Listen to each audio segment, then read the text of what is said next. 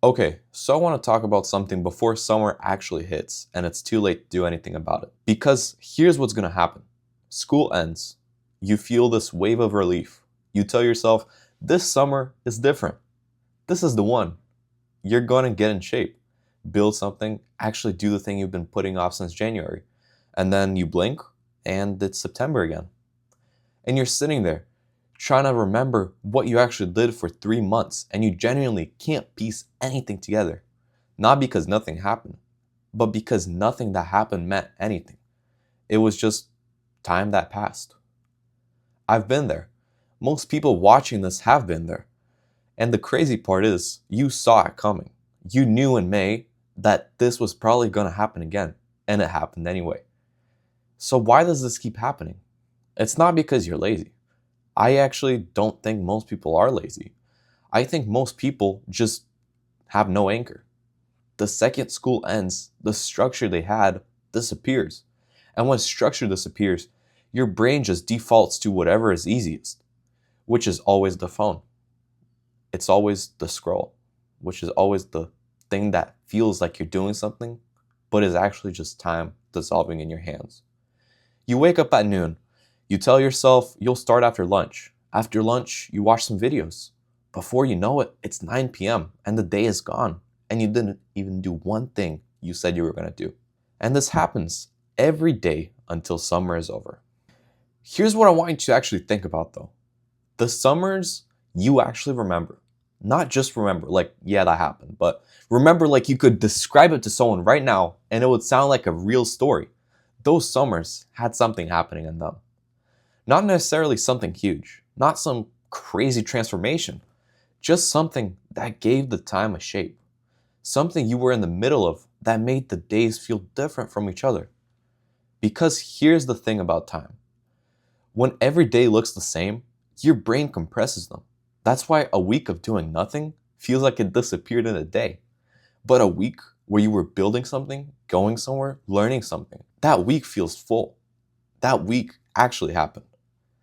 And I think that's what most people are actually chasing when they say they don't want to waste their summer. They don't want the blur. They want the summer that actually happened. Now, I'm not here to just tell you to lock yourself in your room and grind for 3 months because honestly, that's not living either. That's just trading one prison for another. Summer is supposed to be a break. You're supposed to actually feel it. But here's the balance I think nobody actually thinks about. Pick one thing, just one, something real, something that when September comes around, you can actually point to it and say, I did this summer. Not because it sounds good, but because it's actually true. Maybe it's getting in the gym consistently for the first time. Maybe it's starting the channel you've been thinking about. Maybe it's reading the Bible all the way through. Maybe it's just spending some real time with the people you actually care about instead of just existing near them. One thing though, give the summer a shape and then actually live the rest of it. Go outside, make some random plans, say yes to the things you'd normally cancel on. The summers you look back on when you're older aren't the ones where you were most productive. They're the ones where something was actually happening and you were actually present for it. Because here's what I know from the Bible and from watching people around me. God didn't redeem wasted time. He redeems people who stop wasting it. There's a verse in Joel that says he will restore the years the locusts have eaten. But that restoration always comes after a decision to turn back, after movement, after actually doing something different. The locust years only stop when you decide to stop feeding the locusts. Your phone is not your enemy. Comfort is not your enemy. But comfort with no direction and a phone with no limits will eat your summer whole and leave you with nothing but a slightly worse sleep schedule and the same quiet frustration you had in May.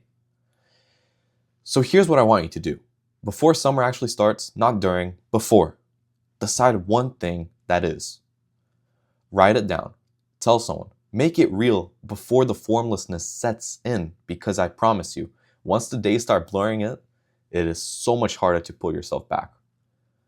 So, don't let the summer be another blur. You know what it could be. You've known for a while. Stop waiting for a better moment to start being the person you already know you're supposed to be. Let's go.